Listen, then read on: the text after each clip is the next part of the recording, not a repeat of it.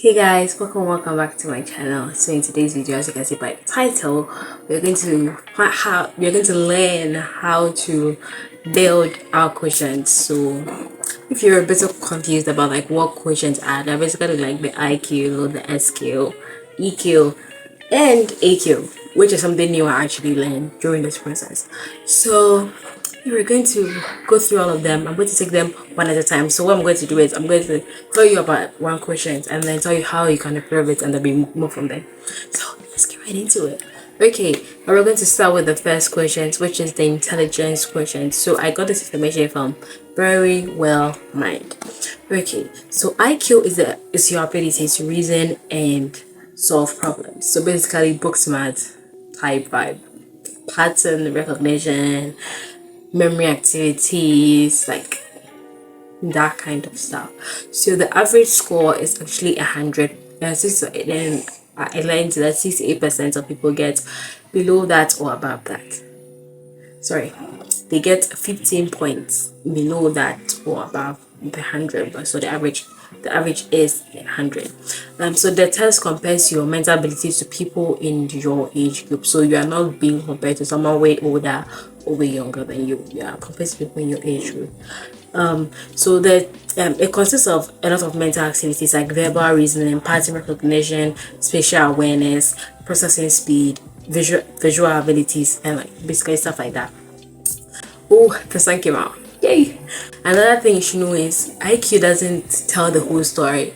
Like getting a high score, getting a low score doesn't really say much about you. It's just your ability to do well in these specific areas. So just have that in mind. Now how to improve each of these areas. So memory activities, stuff like crossword puzzles, concentration card games, jigsaw puzzles, sudoku, like stuff like that. And then executive control activities such as Scrabble. So executive control ability activities are like is the ability to control complex cognitive activities and high order functions like making decisions, organizing and managing tasks, stuff like that. Also stuff like brain teasers, so really it's also part of executive control activities. Now next, learning a musical instrument. This has improving, like we all know this, it really does improve like our brain, because our brain is learning something new that isn't necessarily written in words. I mean, you read the notes, they're not written in words, and so it's something new for your brain. So learn a musical instrument. Next is learning a new language. But one thing is it's more effective at when you are younger as compared to when you are older.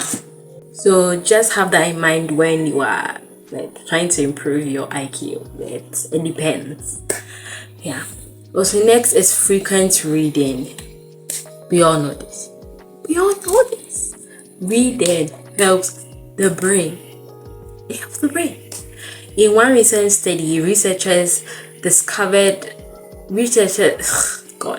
that when parents read aloud to their children, the children had greater language and cognitive development skills. So if you want your child to have a high IQ, read to them. Help them learn to read also by themselves. Next, we're going to go into social quotient. This information I also got from Very Well Mind. So people with high social quotients can sense how others feel, know intuitively what to say in social situations, and seem self-assured even in large crowds. I want to be this person. Like I want to be this person. Yeah, so we're going to work on it together. So some may say like they have people skills, like they easily there's always vibes going. Yeah. No, but one thing you should know is no one is born being socially intelligent. It is something you build over time, situation after situation, how you are brought up, blah blah. You are not naturally good at it. Yeah. So people with social intelligence display effective listening, conversational skills, lack of arguing, reputation management and stuff like that. Okay, so now how we are going to increase our social quotient. You have to pay close attention to what and who is around you. be observant and just pay attention to subtle like social cues around from those around you. Picking on those can literally help you through a conversation. Know when to stop and when to continue.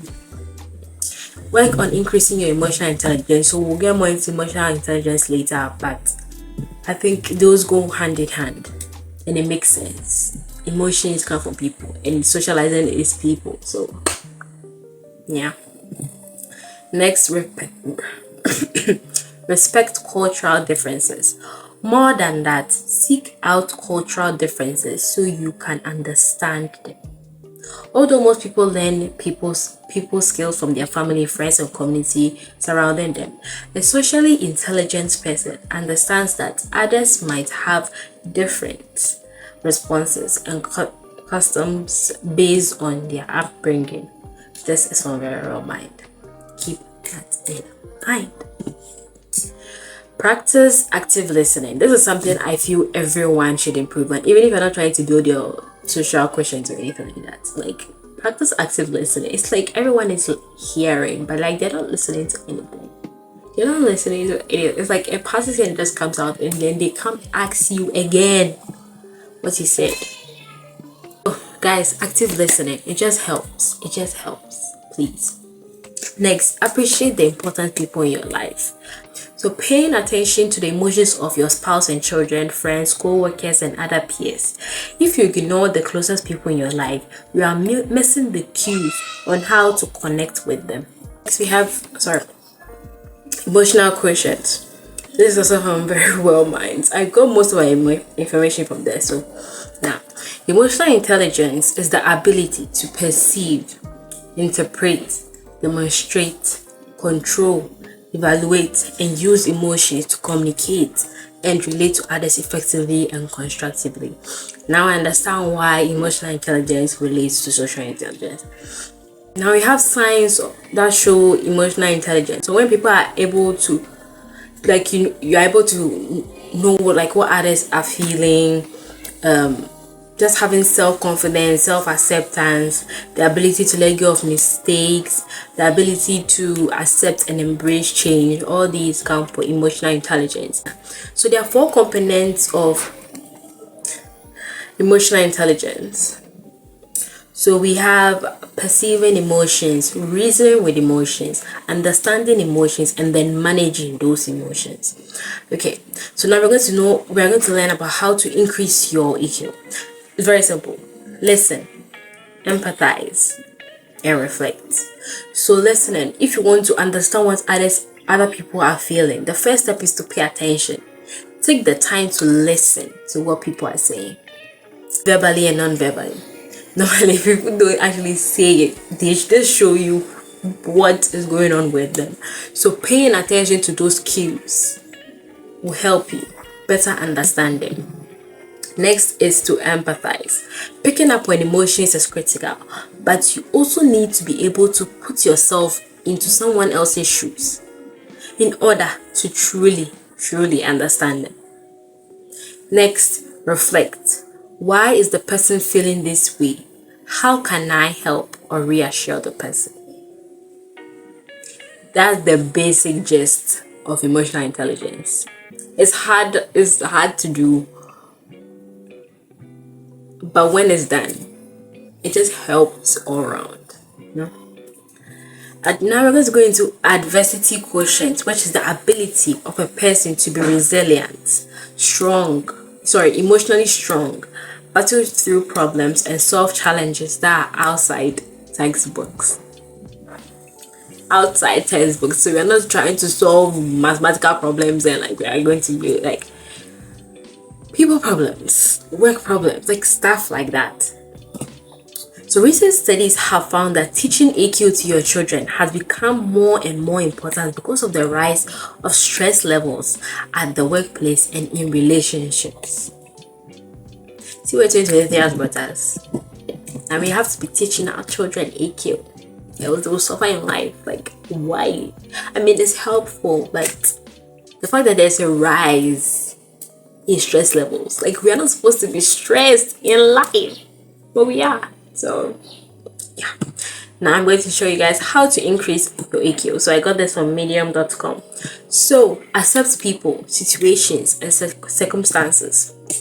When we accept people, situations, and circumstances as they are, we can better deal with them. It's like you just need to accept it. This is what is happening.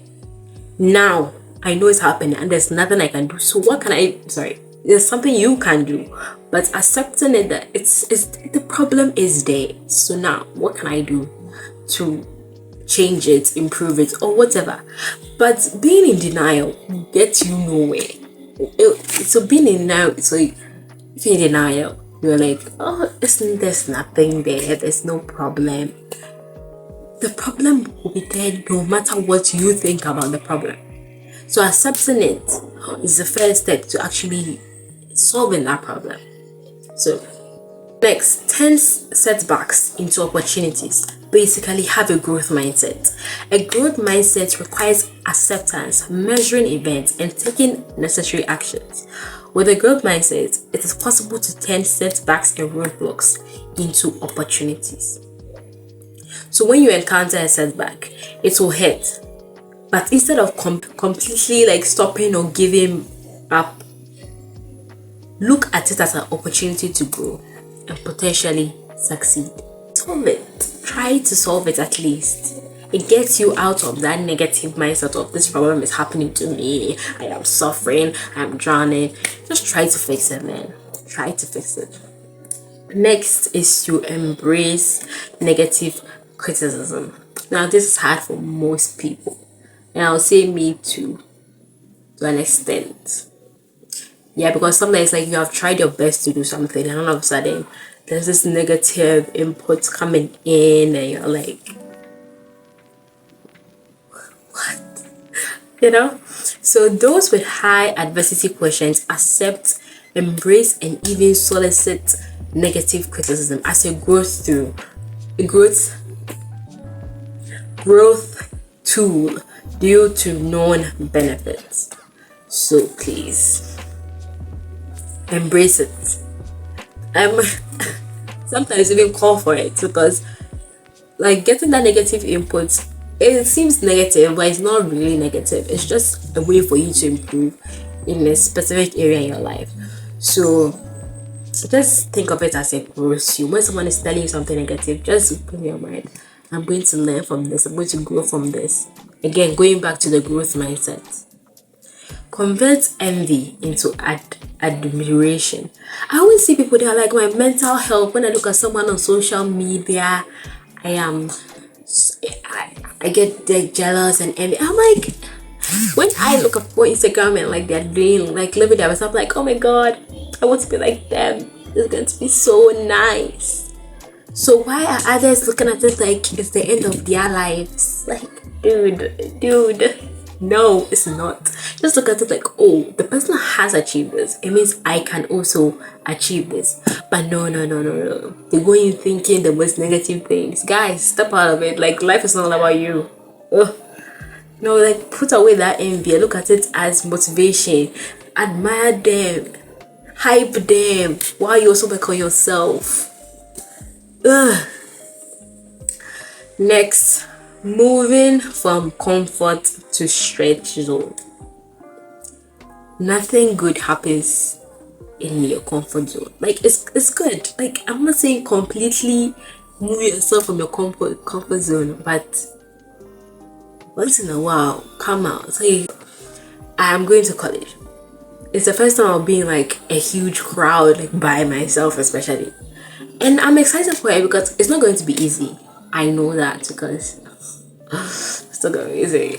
But I'm still excited to just step out of my comfort zone and then build on myself, because I don't want to always be by myself. I mean, life doesn't happen with only me. Like, I can't live alone for the rest of my life. So I have to learn to socialize and be with people, you know? So nothing good happens in your comfort zone. There's this quote, but I've actually forgotten it.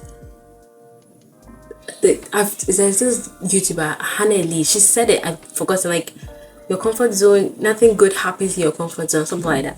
So guys, your comfort zone is not great. Like, move out of there. yeah, when you get out, there'll be problems and everything, but you can use your high adversity questions to build on that. Okay, guys, I've got a bit of interruption, but like this is basically the end. So this is our ways we can all build our creations, and honestly, I'm going to work on it this like the rest of this year, and I'm going to be updating you guys my vlogs. But yeah, let's try to just build. We are not going to be the best in each of these areas. We're going to go through highs and lows, but like it's just something to keep working on in life, you know. Welcome to JBC. That was my secret. Okay, so guys, let's do this. Thank you guys so much for watching. Don't forget to subscribe, like, and comment. And also, there'll be a lot of visa travel preparing to leave. I'll be leaving next month. Yeah, so that's something else. Like, okay, guys, thank you guys so much for watching. Don't forget to subscribe, like, and comment, and I'll see you guys in my next video. Bye.